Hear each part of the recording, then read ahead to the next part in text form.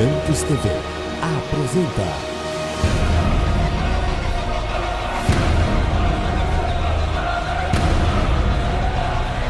Mensagens que edificam.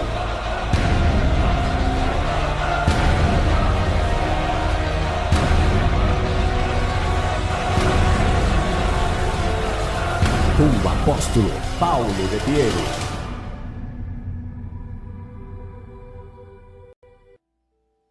E ao anjo da igreja que está em Laodiceia escreve: Isto diz o Amém, a testemunha fiel e verdadeira, o princípio da criação de Deus. Eu sei as tuas obras, que nem és frio nem quente. Tomara que foras frio ou quente. Assim, porque és morno e não és frio nem quente, vomitar-te-ei da minha boca. Como dizes, rico sou e estou enriquecido, e de nada tenho falta, e não sabes que és um desgraçado e miserável, pobre, cego e nu? Aconselho-te que de mim compres ouro provado no fogo, para que te enriqueças, e vestes brancas para que te vistas, e não apareça a vergonha da tua nudez, e que unjas os olhos com colírio para que vejas. Eu repreendo e castigo a todos quantos amo. Sê, pois, zeloso e arrepende-te. Eis que estou à porta e bato. Se alguém ouvir a minha voz e abrir a porta, entrarei em sua casa e com ele cearei e ele comigo. Ao que vencer, lhe concederei que se assente comigo no meu trono, assim como eu venci e me assentei com meu Pai no seu trono. Quem tem ouvidos, ouça o que o Espírito diz às igrejas. Repete comigo: ao que vencer, lhe concederei que se assente comigo no meu trono. Queridos, eu quero compartilhar com você algo que o Senhor tem ministrado ao meu espírito, tem ministrado ao espírito da profetisa Márcia e também dos pastores da igreja. O Espírito Santo tem tratado com uma uniformidade sobre nós, acerca da necessidade de nós nos alinharmos dia após dia com o Senhor. Você tem participado dos cultos, principalmente eles aos domingos, e nós temos dado ênfase nisso, temos falado muito sobre isso, a necessidade de nós estarmos nos alinhando com o Senhor. Tenho procurado com bastante clareza e transparência mostrar a você que para que nós nos alinhemos ao Senhor, nós temos que abandonar práticas, nós temos que voltar a algumas origens, nós temos que dar passos em princípios que por algum tempo ou por algum motivo ele se perdeu ao longo da jornada. E quando nós olhamos para esse texto, nós estamos vendo o texto de uma carta muito importante, que é a última carta das igrejas da Ásia. Cada uma das 7 cartas, ela teve um propósito. Cada uma dessas 7 cartas, ela alcançou, ela simboliza um período da igreja do Senhor na terra. Impressionante que quando nós olhamos para cada uma dessas cartas, eu vou passar para você dados, números que são teológicos. Eu não quero me apegar à mensagem na teologia, mas para que você entenda onde eu preciso te mostrar, eu preciso te passar isso. A primeira carta, que é de Éfeso, que Éfeso significa desejável, ela é uma carta que gerou e tem o símbolo do ano 31 ao ano 100 da igreja.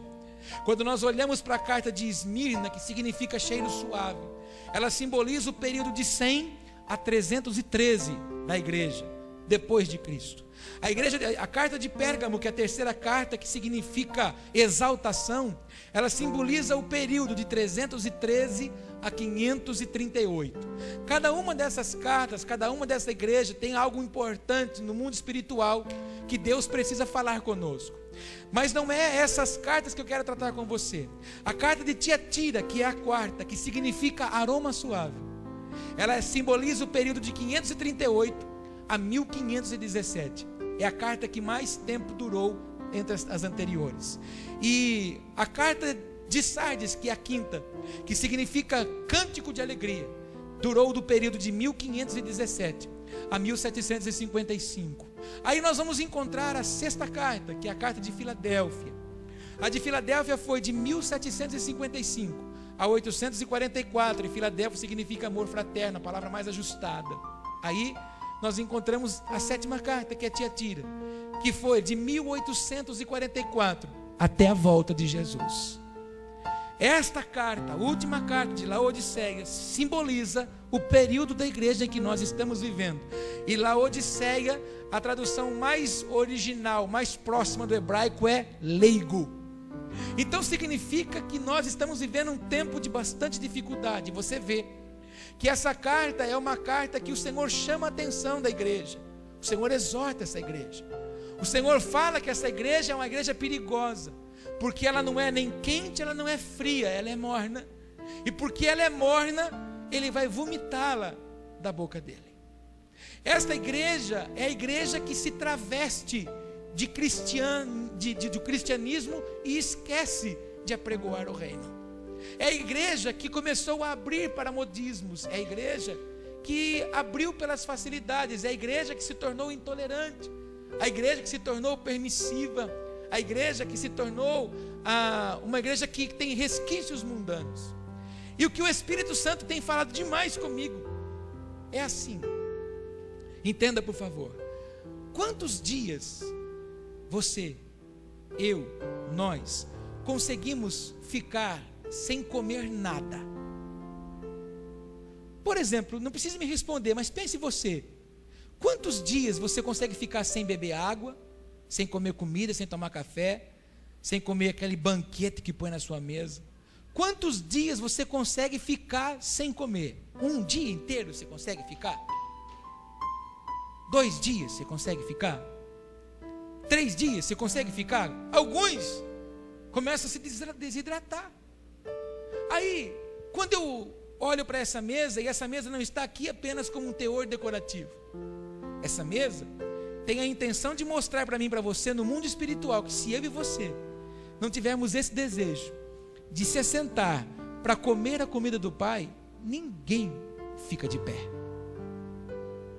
Impressionante que para que você viva, para que eu viva, para que nós tenhamos fortalecimento do nosso corpo, nós precisamos nos alimentar. E esses dias a profetisa Márcia me disse assim: Paulo, o que está acontecendo com você?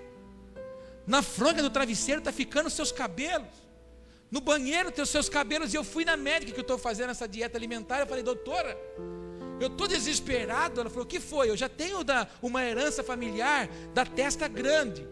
E eu percebi no espelho que minha testa recuou e ela está maior ainda, está parecendo uma Kombi já. Eu disse: meu cabelo está caindo, estou ficando desesperado. Ela disse assim: Paulo, não se desespere, porque todas as vezes que uma pessoa entra numa dieta alimentar para emagrecer, o nosso organismo começa a entender que está indo pouco alimentação ali. Então ele supre os órgãos vitais e abandona alguns que são desnecessários, a começar pelo cabelo. Então o cabelo começa a cair normalmente, mas já já ele reorganiza tudo de novo e começa a distribuir aquilo que é ingerido em toda parte do corpo do ser humano. Eu disse: meu Deus! Enquanto ela me falava isso, o Senhor me disse assim: Paulo, esse é o formato que a minha igreja tem que ter. E às vezes eu me questiono: como é que nós vamos nos manter em pé no tempo do fim, sem vontade de sentar na mesa? Como é que nós vamos ter o nosso corpo espiritual firmado no Senhor, se nós não temos conseguido se assentar à mesa com o Senhor? Você pode estar dizendo assim: apóstolo, o que nós estamos fazendo agora? Nós estamos na mesa para comer com o Senhor. Pois é, mas você almoça no domingo. Por mais que você coma, mais tarde você quer um cafezinho com pão doce. Depois, mais no final da tarde, ainda você vai comer um pouco das coisas que sobrou, senão você vai pedir uma pizza ainda para jantar no domingo. Na segunda-feira você não fica sem comer. E como é que espiritualmente a gente tem conseguido se manter sem comer, ficando tão distante da mesa? Como que nós temos conseguido suprir e vencer as adversidades? Como é que nós temos conseguido vencer as nossas lutas estando longe da mesa? Não, apóstolo, mas eu como na minha casa. Na minha casa eu faço um semiculto para mim lá todos os dias. Irmãos, não adianta você falar que faz, porque a gente não consegue. Os nossos dias estão corridos, os nossos dias estão agitados, o nosso adversário quer nos distrair. Justamente para quê? Para que sejamos fracos espiritualmente, para que verdadeiramente eu e você ande como Laodiceia. Ah, porque o meu Deus é o dono do ouro e da prata, mas a gente vive desesperado porque precisa das coisas. O texto que nós lemos aqui, ele é muito sério e condenatório para mim e para você, porque diz assim, olha comigo no versículo de número 17, como dizes, rico sou e estou enriquecido, e de nada tenho falta. Rico sou, estou enriquecido, e de nada eu tenho falta. Quantas vezes a gente fala isso, irmão, mas está se arrastando espiritualmente. Por que as pessoas precisam desesperadamente de pessoas que orem por ela? E você fala, você me ouve falando isso constantemente, e às vezes você até ri quando eu faço esse tipo de encenação, mas quando você encontra as pessoas, os crentes hoje, você dá a mão para ele, o que ele fala para você? Ih, que prova, ih, que luta, ai que vale, ai que deserto, ai que isso, ai que aquilo. Irmão, se nós somos chamados de filhos, se nós temos a palavra garantida, se Ele é dono do ouro e da prata, não haveria adversidade sobre nós. Mas por que existe? Porque nós estamos longe da mesa. E você percebeu que nosso adversário tem tirado a vontade da gente estar na mesa. Se existe uma coisa que não pode perder o crédito, é a igreja. E eu vou te contar uma coisa, o crédito da igreja não é o ímpio que faz perder. A igreja só vai perder o crédito se eu e você abandonarmos a igreja. A igreja só vai perder o crédito se nós não tivermos mais vontade de se sentar à mesa. Irmãos, eu falava isso para uma família que eu aconselhei essa semana. Eu disse para ela, Deus revela os seus segredos para os seus profetas. O problema é que a gente está muito correndo atrás hoje de coisas e não da intimidade para Ele revelar os seus segredos.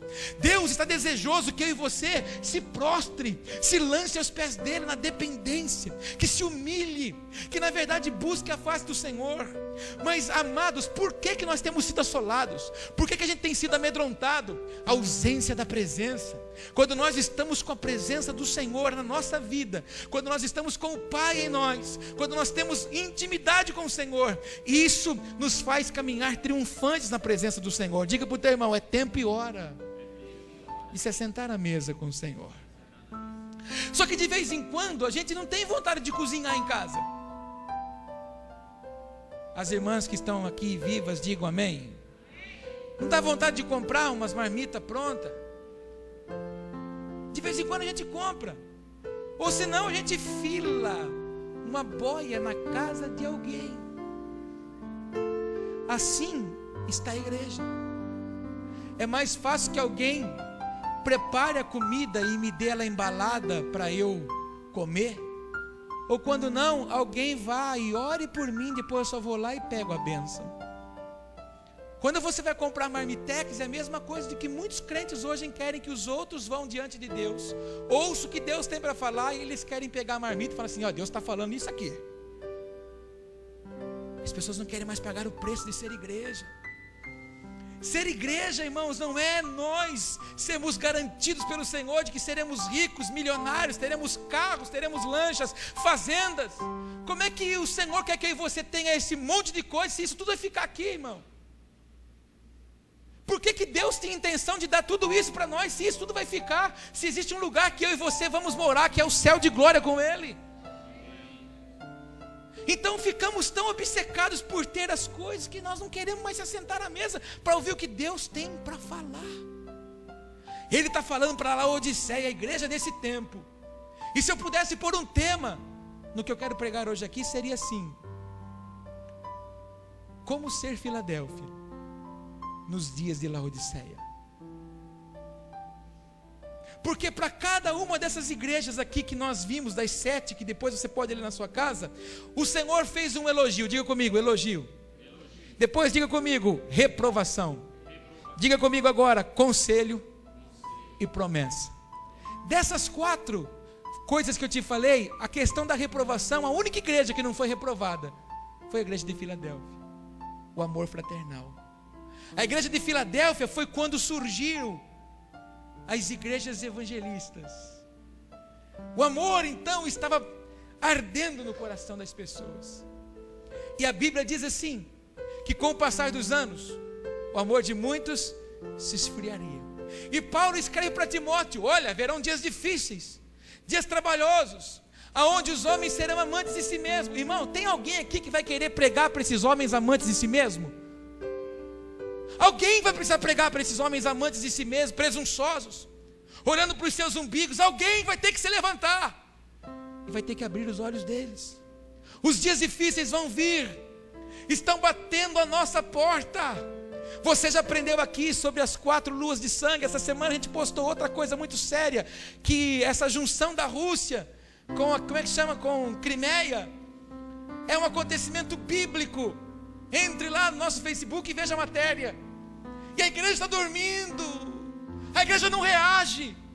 A maior dificuldade hoje que eu tenho dito para pastores, amigos que eu converso, não é, irmão, pregar para o ímpio, pregar o evangelho para o ímpio. A maior dificuldade que nós temos hoje como líder é ativar a igreja, despertar a igreja, sair do sono, sair do período de ser morna e entrar no fervor, desejar se assentar à mesa, comer o pão do Senhor.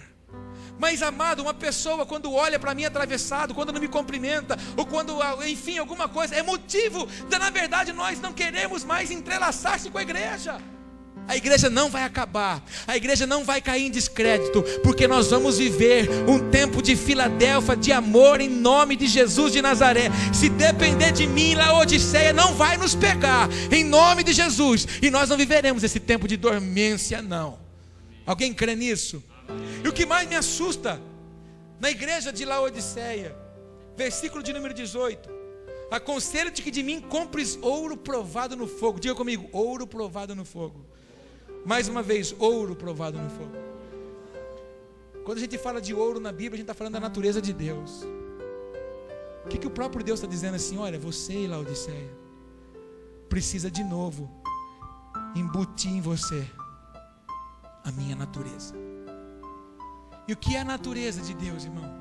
Amor, fidelidade. Resumindo, Gálatas 5:22. O que é a natureza de Deus, irmão? Ser e não ter. A minha maior dificuldade hoje é mostrar para você que a única coisa que nos vai fazer se manter em pé é uma vida com o Senhor. É a única coisa que vai nos fazer vencer os dias finais. Se você está achando que essas mudanças climáticas, que dengue na cidade, que praga nas nações, que guerra para lá, pai matando filho, um esquartejando o outro, essas notícias que você vê, você já se escandaliza, isso não é nada que a igreja vai ver. Mas o Senhor disse que contra as portas da igreja o inferno não vai prevalecer. E igreja não é estrutura. Igreja só eu e você quando nos juntamos para adorar o Senhor. Mas para isso nós precisamos ter conhecimento e vida com Ele. Nós precisamos gastar tempo com o Senhor. E nós não gastamos mais. Nós trocamos hoje com muita facilidade. Se eu perguntar para você quantos diariamente conseguem ler um texto bíblico, poucos vão levantar as mãos. Se eu perguntar para você quantos de nós diariamente conseguem ler 2 versículos, poucos de nós levantamos as mãos. E se eu perguntar quantos aqui não conseguem ler a Bíblia na semana, vários vão levantar as mãos. E isso, irmãos, é o que o meu adversário, o seu, quer. Quanto mais ignorante nós formos pela palavra, sem conhecimento, melhor para ele atacar e agir. Na terça-feira eu frisei com os irmãos que estavam aqui na aula aquele texto lindo que Jesus olha na cara de Satanás e diz assim: escuta aqui, Satanás, nem só de pão viverá o homem, mas de toda palavra que procede da boca de Deus. Um decreto, a palavra de Deus é um decreto. Por isso que ele fala para mim, para você, vigiar nossa boca. Por isso que quando a gente briga, discute com os outros, a gente tem que tomar cuidado com o que fala, porque depois não adianta a gente chegar com aquele discursinho cínico e mentiroso. Ai, desculpa, eu falei porque eu estava nervoso. Não, você falou o que você tinha dentro. Porque se eu encher esse vaso de água e virar ele, vai sair o que dentro dele? Água. Se eu colocar aqui vinho, vai cair o que dele? Vinho. Então o compartimento joga para fora o que tem dentro. Então eu falo, eu penso, eu me movo segundo aquilo que eu tenho dentro. Ah, meu Deus, pode? Então eu me relaciono com Deus segundo a vontade que tem dentro de mim, porque é o que tem dentro de mim me expele, me impulsiona no físico. Se eu não tenho tido vontade de estar me relacionando com Deus, significa que essa vontade está aqui dentro. E se tem uma coisa que Deus não tem domínio sobre mim e sobre você, é sobre a vontade. Para você vir aqui você teve que ter vontade. E se você não quiser dar o seu culto a Deus, você não dá, e Ele não tira isso de você. Não tem como Deus pegar você para os cabelos, para a orelha e falar assim, me dá a sua vontade. Não, eu sei que tem que ter vontade. Se você quiser chegar aqui, quando a gente fala assim, levante sua mão, adora o Senhor. Se você quiser levantar a mão, você levanta. Mas se você quiser fazer assim, eu sei que vai fazer. Se você, quando a gente fala assim, proclame palavras de amor ao Senhor. Se você quiser falar lindo, maravilhoso, tremendo, poderoso, porque eu imagino que um pai ama receber elogio de um filho. Quem é pai aqui, diga amém. Não é gostoso quando seu filho olha para você e fala assim, pai, você é o cara. Mãe, sua comida é demais. Não é gostoso receber esse tipo de... Quando eles chegam na gente e falam assim, sua comida é um lixo. Não dá vontade de pegar eles. Assim é o Senhor, quando Ele nos ouve dizendo, Senhor, o que seria da minha vida se não fosse o Senhor? Senhor, eu te amo. Ele ama receber isso. Se você não quiser falar, Ele não vai obrigar você a falar. Só que não se esqueça, irmão, a gente é o que a gente tem. Repete isso comigo, eu sou o que eu tenho. E minha preocupação como líder não é chegar aqui, pegar um texto dizendo para você que Deus ia com você, ou melhor, Deus ia com Davi aonde quer que Davi andava. Está na Bíblia. Não adianta nada eu querer transferir essa palavra para você. Olha, irmão, Deus vai ser com você aonde quer que você ande. Isso você sabe. Está escrito na Bíblia, eu sou contigo. Mas uma coisa você precisa ouvir nessa manhã. Talvez se você só ouvir isso aqui, está excelente. Chegou um momento na vida de Josué, que o Senhor disse assim para ele, Josué, Moisés morreu, cara. Moisés morreu. Agora é tu que leva esse povo. Ou seja, Josué, a sua muleta morreu. Você não tem mais em quem se escorar. É você agora, cara. É você que tem que ser homem de Deus agora para levar esse povo. Então o Senhor disse para ele, eu sou contigo. Não aparta a minha palavra da sua boca. Não desvie nem para a direita, nem para a esquerda. Olha para o alvo. Porque é você que vai levar a sua casa, a sua família, o seu povo, as pessoas que o Senhor já sonhou para você ser pai espiritual deles. É você que vai levar e você não pode parar nessa jornada. Mas você precisa ser encorajado para entrar. E com isso, precisamos ter vida na mesa. Irmãos, para a gente ter vida na mesa, a gente tem que ter subido no altar. Não feito por homens, mas o altar da intimidade. Compreende o que eu estou falando? Então quando ele diz assim, olha, sugiro que você compre ouro provado, traz a minha vontade de novo. E olha que ele continua falando, para que te enriqueças e vestes brancas para que te vistas. A igreja de Laodiceia está suja. A igreja de Laodiceia precisa trocar as vestes de santidade e de justiça.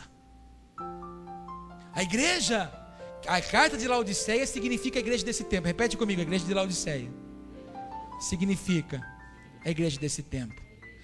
Apóstolo, mas como é que nós vamos viver no mundo sem se sujar? Então, espera um pouquinho. Uma coisa é nós irmos na lama e puxar a barra da nossa veste. A outra coisa é a gente entrar na lama e gostar da lama. Uma coisa é eu saber que o Senhor me arrancou do Egito. E a outra coisa é saber, será que o Egito já saiu daqui? O Senhor está dizendo para aquele povo, para esse povo, para nós como igreja, ei, a veste de vocês tem que ser branca. Santidade.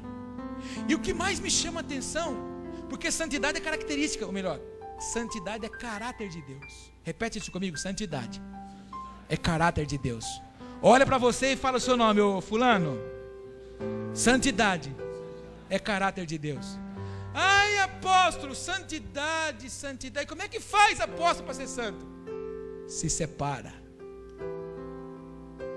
E como que eu vou me separar, apóstolo? Não se contamina. E como que não se contamina? Veja com quem você anda. Porque com quem você anda, uma coisa vai acontecer. Ou você traz eles para o Senhor, ou eles te levam para o mundo deles. Aleluia! Estou sentindo poder aqui. Então eu vou trazer eles para a igreja. Vou te contar uma coisa, comprovado, 90% vai junto. Não para a igreja, para o mundo.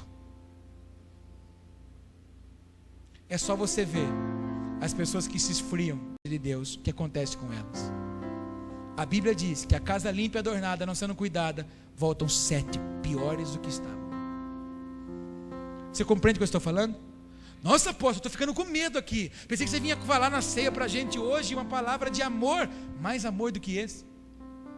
Que o Senhor quer que nós tomemos vestes brancas. E olha o que ele fala: e para que te vistas, e não seja manifesta a vergonha da tua nudez. Agora, e colírio, a fim de ungires os teus olhos. Sabe o que o Senhor está dizendo para a igreja?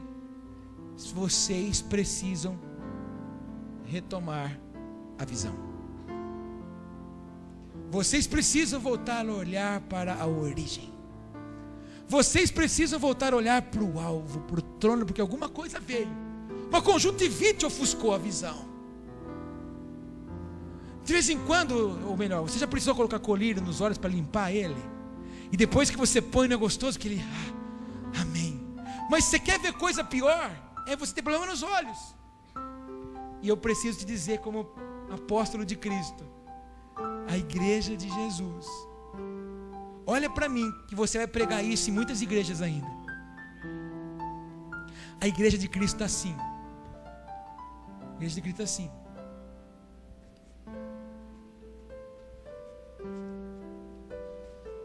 O que é isso? Você está louco, apóstolo? Não. A igreja de Cristo assim, ela fica vendo, agora estão fazendo aquilo, vamos fazer também. Aí daqui a pouquinho o outro, agora a visão é aquela lá, agora vem essa daqui. Viu? Agora, perdeu a visão. A igreja está parecendo um carrinho de trombada de parque. Ai, apóstolo, me feriu essa palavra. Mas a igreja está andando assim. Por quê? Porque tirou os olhos do lugar certo. E o Senhor continua dizendo para ela no versículo seguinte, no 19, olha que o Senhor continua falando para a igreja. Para a igreja, diga: eu sou essa igreja que precisa ouvir a voz do Senhor. Verso 19: eu repreendo e castigo a todos quanto amo. Agora eu preciso falar com você aqui. Ele repreende na palavra e castiga com a adversidade. Porque de vez em quando a gente vê os crentes sofrer. Porque de vez em quando você fala assim: meu Deus do céu. Ele usa a palavra para repreender. Mas de vez em quando ele fala assim: eu tenho que deixar, porque a escolha é essa. Aí vem castigo. E por favor, eu preciso te liberar de novo essa palavra. O juízo de Deus começa lá na rua. Amém? Começa onde o juízo de Deus? E você não se preocupa? Eu me preocupo. Todos os dias eu tenho que ficar olhando para mim e falar assim: Deus do céu, eu não posso trilhar em caminho errado, porque o juízo começa em mim. Irmãos, tem gente que não acredita nisso, mas os olhos de fogo vão olhar em mim e você vai dizer assim: por que você escolheu andar longe de mim? Tem alguém que vai, porque as noivas da parábola das 10 virgens, é isso que mostra: 50% entrou, 50% não. Noiva, tinha roupa de noiva, mas não estava pronta para se casar. Alguém, ele vai olhar e vai falar assim: mas por que você não quis andar comigo? Você não conhecia? Mas não é, sabe o que acontece? Ele vai olhar e vai ter que dizer o castigo: aparta de mim, porque eu não te conheço. Deixa eu te falar uma coisa, para você entender o que vai ser esse dia. Você quer entender o que vai ser esse dia ou não? Não, nem sei se vai ter. Vai ter. Você já foi desprezado por alguém? Você ficou tristinho? Foi humilhado já por alguém? Você ficou triste? O trono, a voz que faz trovejar, vai dizer assim: afasta-te de mim, porque eu não te conheço. Você não quis colocar veste nova. Você não quis ajustar a visão. Você não quis ter a minha natureza, você quis ter a sua. Você se preocupou em agradar os outros, esqueceu de me agradar. Irmãos, eu falei isso aqui alguns cultos atrás. O Abraão, o relacionamento com Deus era tão grande entre ele e Deus, que ele sacrificaria o filho pelo relacionamento. E a gente não sacrifica as outras coisas por causa do relacionamento. Ah, minha louça, tenho tanta louça em casa, não dá para ir no culto. Então ele vai te perguntar um dia, viu? As suas louças roubou o relacionamento comigo. Estou dando um exemplo simples assim, para que a gente possa analisar o que Deus espera de nós. Ah, apóstolo, Deus quer que eu seja um beato igrejeiro. Não. Deus quer que você viva e se mova por um propósito. A hora de trabalhar. Mas a Marta e a Maria demonstram bem muito isso. A Marta estava louca para cumprir o papel dela. A Maria estava louca para viver o papel dela. E nós? A Maria escolheu a melhor parte, que é se prostrar diante dos pés do Senhor. E nós? Eu não estou aqui para te acusar, eu estou aqui para te ativar num nível profundo com o Senhor. Mas para que a gente possa chegar, por exemplo, ninguém aprende a nadar sozinho, tem que passar por um susto. Hoje, Ele está querendo nos advertir, não vá viver como Laodiceia. Porque esse período que nós estamos vivendo é o período de Laodiceia. Ele continua dizendo no versículo 20: eis que estou à porta e bato. O diabo ele vem, ele bate na porta, se apresenta para mim, para você, fala assim: olá, crente, eu sou o seu diabo, vim aqui para matar, roubar e destruir sua casa. Quais são as áreas que eu posso tocar? É assim que ele fala? Ele vem, chuta, arrebenta, destrói tudo sem avisar. É igual bandido. O cara, quando quer roubar, ele liga na sua casa e fala assim: eu sou o ladrão, queria saber onde está o seu dinheiro, suas joias, onde é que fica escondido o cofre na sua casa, me deixa a senha lá que eu vou roubar. É assim que ele faz? Não. Mas o nosso Deus não é assim. O nosso Deus, ele vem e bate. Você está me ouvindo? Se você ouviu bater, porque de vez em quando toca a campanha da nossa casa e fala assim: não tem ninguém, vamos ficar quietinho aqui. Ninguém se mexe, apaga as luzes. E se tiver câmera lá fora ainda, que se aquele parente tribuloso, não pode saber que a gente está aqui. Apóstolo, mas isso não acontece comigo com a palavra de Deus. Acontece sim. De vez em quando ele bate e fala assim: ó, quero tratar uma área aí. Essa área aqui não, tá boa assim, não mexe comigo aqui, estou quietinho aqui. De vez em quando ele bate e fala assim: viu, quero tratar essa área na sua vida. Não, vai doer, deixa quieto. Eu quero tratar essa área. Não, mas vai ter que arrancar gente de perto de mim. Não, tá bom assim, tá bom. Eis que estou à porta e bato. Se alguém ouvir e me convidar para entrar, eu entro. Por isso que essa mesa está aqui hoje. Todos os dias o Senhor nos chama para isso. E de vez em quando a gente está tão desesperado.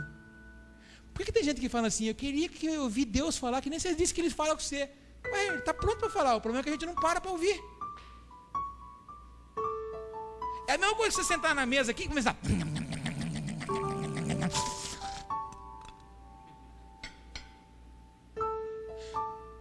e ficar olhando no prato dos outros. Acabou. Você conhece gente assim, irmão, que fica olhando no prato dos outros? Acabou? Vai sobrar alguma coisa para mim aí? Você não consegue ouvir nada, você só está focado naquilo que te interessa. E o grande problema da igreja hoje é não entrar nisso aqui, em si mesmada. Ah, eu não tenho, eu não posso, eu não consigo, ninguém ora, ninguém jejua. Mas não é os outros, é a gente. A intimidade começa comigo, não vai ser com os outros. Eu dei um exemplo para um irmão essa semana assim: eu não posso chegar aqui na Nath, vou usar você de cobaia, e falar assim: Deus, em nome de Jesus, transfere intimidade para ela. Não tem como, irmão. A única coisa que eu posso fazer é orar e falar assim: Deus, transfere poder sobre ela. Poder é transferível, unção é transferível, agora intimidade se gera. Intimidade se adquire. Não é assim no relacionamento? E tem alguém que tem aqui mais de 20 anos de casado? Você não descobre cada dia uma coisinha? Então deixa eu te contar uma coisa: relacionamento com Deus não acaba. A cada dia que passa, a gente vai descobrindo coisas novas. Não, mas pode ficar tranquilo, quando a coisa apertar, eu dou uma pernada, os 10 degraus que eu deveria ter subido, eu subo uma vez só. Não sobe, irmão. Não sobe porque a gente burla processo. E Deus não quer que você burle processo. Deus quer que eu e você viva os processos. Repete comigo: Deus quer que eu viva todos os processos. Que processo é esse? Paulo estava preso. Vieram para livrar Paulo. Paulo falou assim: não, fica tranquilo, eu estou preso em Cristo. Queriam libertar Paulo, mas Paulo falou assim: não, fica tranquilo, eu estou preso em Cristo. Sabe por quê? Porque não era o ambiente que dava vitória para o Paulo, era a intimidade que o Paulo tinha. Prova disso, irmão, que ele escreveu a maior parte das coisas que a gente usa no Novo Testamento, e ele não tinha Bíblia como nós. Ele ouviu o Senhor, e na obediência ele foi instrumento de bênção. Diga isso comigo: na obediência ele foi instrumento de bênção. Fala para o teu irmão: na obediência você vai ser instrumento de bênção. Tem alguém que crê nisso? E glorifica o Senhor com isso.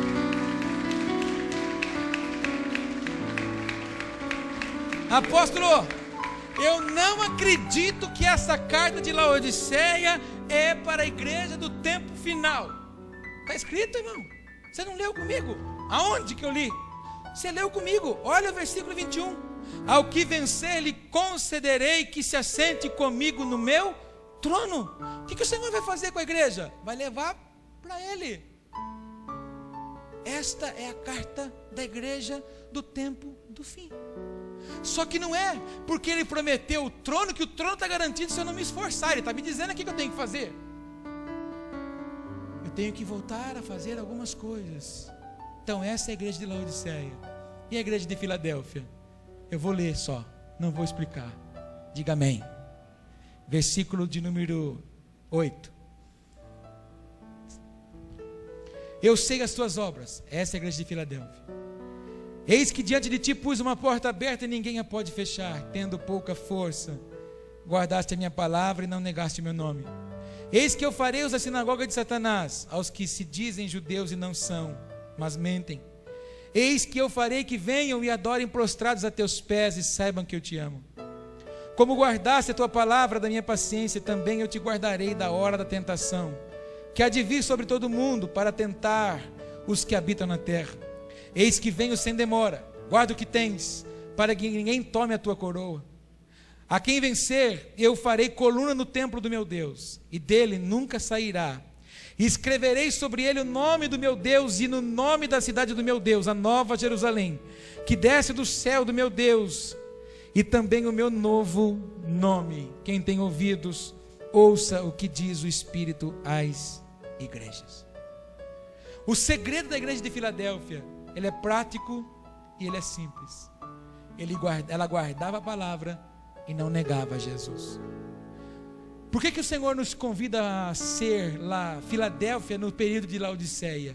Porque se Laodiceia tem uma coisa que ela não fazia, que era guardar a palavra. E quantos de nós não nos lembramos do que Deus falou conosco quinta? Outros não se lembram do que Deus falou conosco no domingo, e outros não se lembram das promessas que Deus fez acerca de cada um de nós mesmos. Quando nós fazemos assim é porque nós não guardamos a palavra dele. E quando nós não guardamos, segura isso, quando nós não guardamos a palavra dele, nós estamos negando o nome dele. Então, Filadélfia era uma igreja que era firme, constante, sempre abundante na obra do Senhor. Então os dias são dias de Laodiceia. E você está vendo, você se escandaliza com coisas da igreja, não é assim? A igreja de Jesus, não, a igreja gospel evangélica não tem causado escândalo na terra? Mas não é essa a igreja que o Senhor quer. O Senhor quer a igreja que manifesta o reino. Eu disse para os irmãos na segunda, disse para os irmãos na terça, disse para os irmãos na quinta. O grande problema da igreja é que ela está ensinando as pessoas a viver cristianismo. Cristianismo nos leva a ter coisas. E Cristo não pregava cristianismo, Cristo pregava o reino. Jesus pregava o evangelho do reino. O cristianismo me faz ser um povo que quer. O reino me torna um povo que deseja ser. Então, como igreja de Jesus, nós temos que aprender a romper, temos que aprender a nos aprumar para vivermos como Filadélfia, uma igreja que guarda a palavra, uma igreja que ama, uma igreja que é fraternal, uma igreja que evangeliza. Quantos aqui têm amor pelo evangelismo? Diga para o teu irmão, você tem amor pelo evangelismo? Eu sei que nós temos amor pelo evangelismo, mas faz tempo que a gente não evangeliza. Por quê? Porque é hora de nós colocarmos colírio dos olhos e voltarmos a olhar para o foco. Quantos entendem assim? Vamos orar sobre essa palavra? Fiquemos em pé.